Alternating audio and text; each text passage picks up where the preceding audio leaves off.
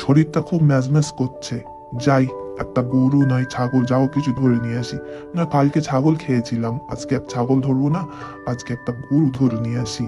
বেশ অনেকক্ষণ ধরে চিবিয়ে চিবিয়ে খাওয়া যাবে ভালো। ছাগল ভাই, এ বাঘ যা শুরু করেছে তো আর নেওয়া যাচ্ছে না। হয় একদিন তোমাদের ধরে খাচ্ছে, নয়তো একদিন আমাদের ধরে খাচ্ছে।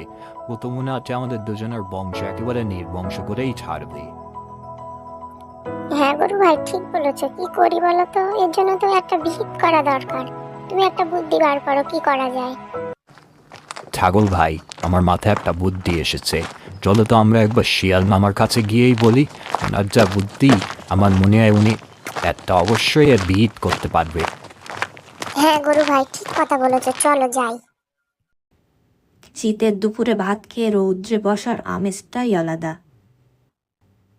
এ কি, গরু ছাগল হঠাৎ এই দুপুরে এখানে কেন? কি ব্যাপার? নিশ্চয়ই কোনো বিপদে পড়েছে হয়তো।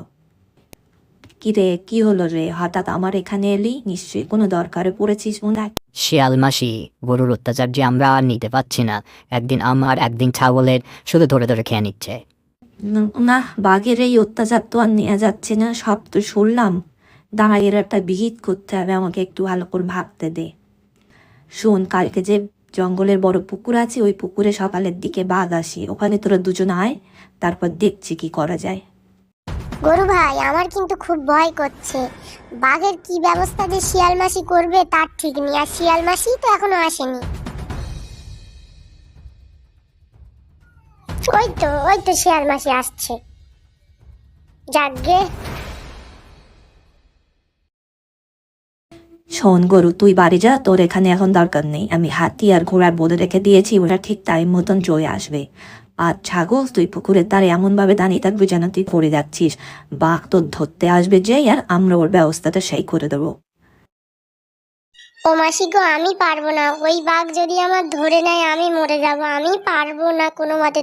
কিচ্ছু হবে না, যা তুই, কিচ্ছু হবে না, আমি কথা দিচ্ছি কিচ্ছু হবে ওই বেটা বাঘ আসছে। মা বোন বিবি গো, আমাকে বাঁচিয়ে নিও প্লিজ।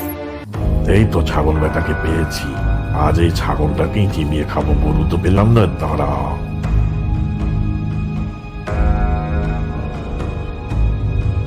লাফ দিয়ে পালাই বাবা, জীবন নিয়ে বেঁচে আগে বাঘের মুখ থেকে পালাই। বাঘ, আজ তুই ধরা পড়ে গিয়েছিস। এই হাতি ঘোড়া, তোরা আয় তো, আজ সবাই মিলে বাঘের ব্যবস্থা করি।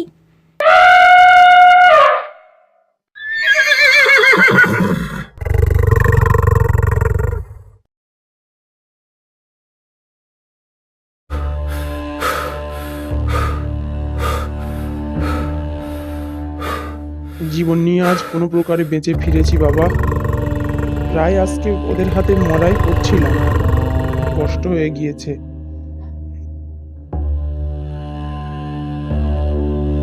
না, জীবনে বেঁচে থাকলে আর ছাগল গরু কোনোদিনও মুখে তুলবো না বাবা।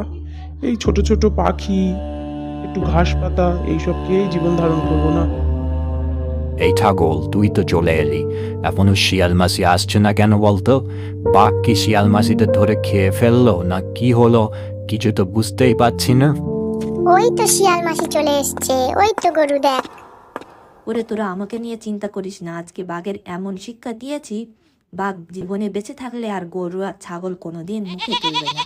সবসময় বিপদে পড়লে মনে রাখবি, এই শিয়াল মাসি তোদের পাশে সবসময়ের জন্য থাকবে, কোনো চিন্তা করার দরকার নেই।